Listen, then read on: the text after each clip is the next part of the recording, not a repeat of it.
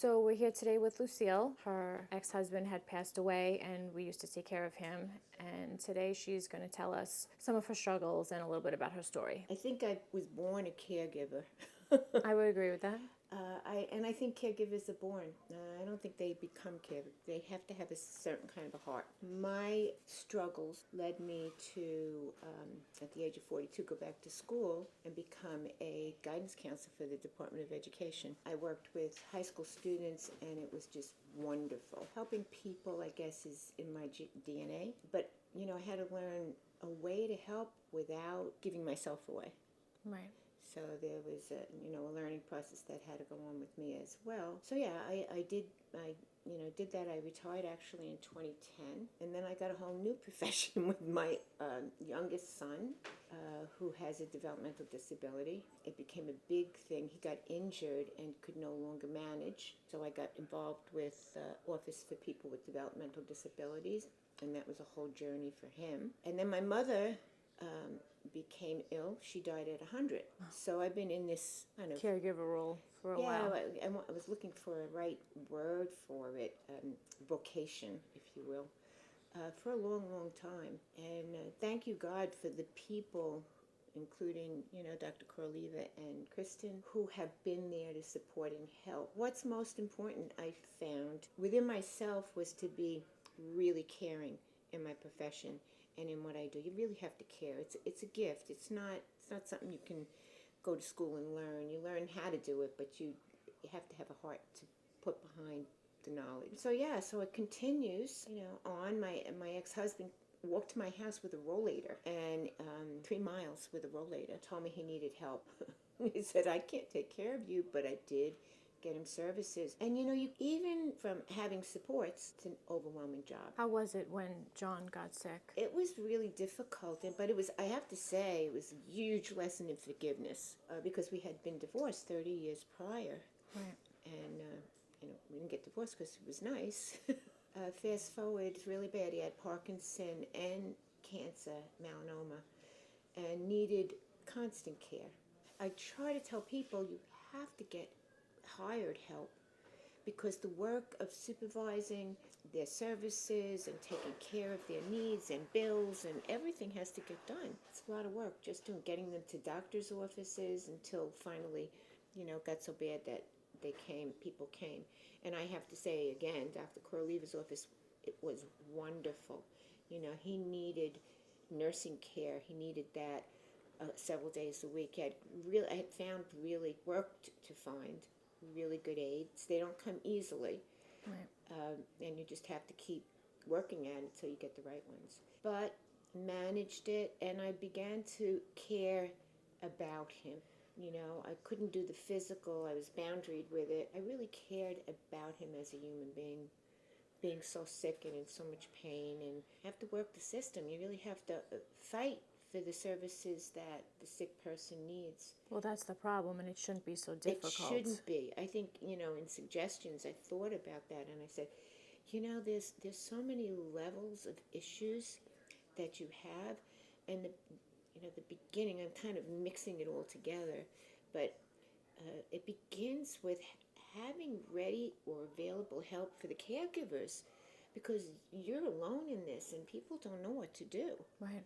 And they really do need a lot of support, because it's like you have to begin to live for someone else's life, but you still have a life.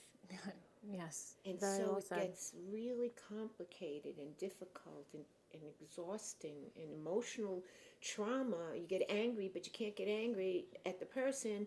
I guess the frustration is that I can't live my life because I have to take care of this person. Right. And I've seen this going on for many, many years. So you really have to take care of yourself. Best you can. Best you can.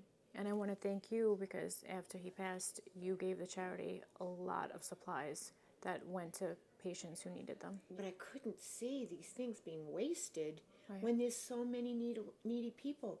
People have to learn to give and to give back too. Not just, take, but Yes. to give back. And remember, your organization, Dr. Corleva's, and yourself, and the nurse, you really were just wonderful people, really caring, And I wasn't always the kindest either because I was under a lot of stress, but I was adamant about making sure he got the best care. You did. You gave him excellent care. But I couldn't do it if you all didn't help and make yourself available. Yeah, there's a lot to be done in this field. One thing in particular is the aides have to be really well trained and screened.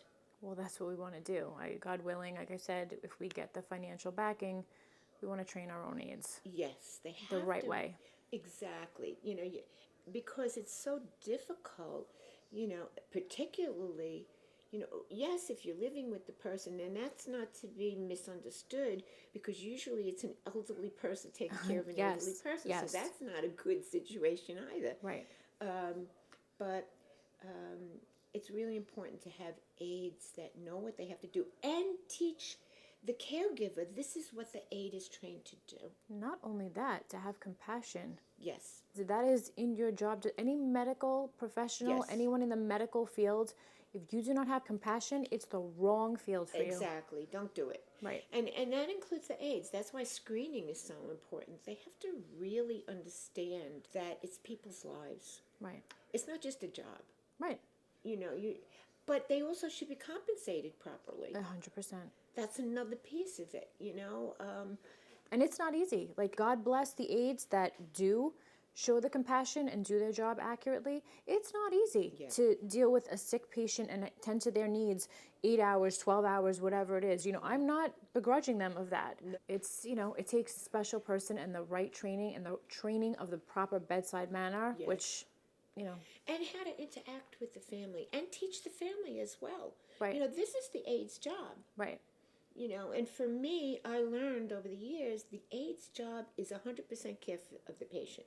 Right. And what the patient's needs are. Not everyone understands that. But that education on both sides is equally important, I think. Because that in itself is a huge job. You don't have to do anything else. Taking care of the needs of the patient, staying on them. I know when John was really sick, even my mother, it took me many, many people to get to the place of finding people who were loving and caring. Right. But I then, in turn, gave them love. Of course. Well, and respect. You have to do that because...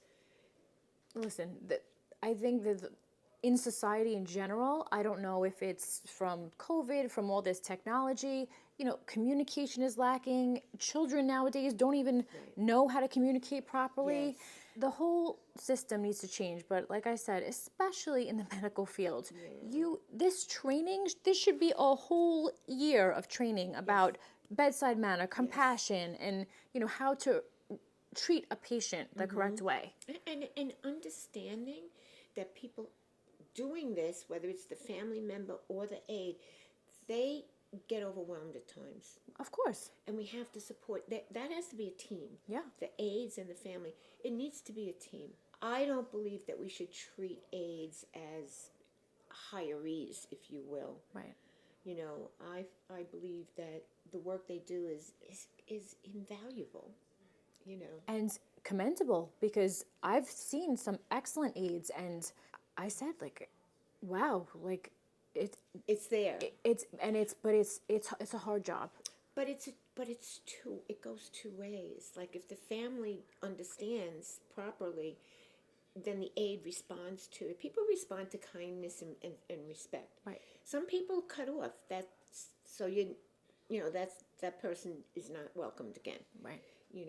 But there has to be this back and forth, because they're living with you.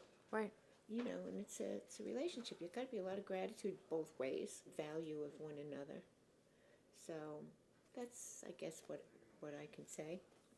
Thank you. But I find Dr. Corley's Leavis practice, they're amazing. You're just amazing. I thank you so much.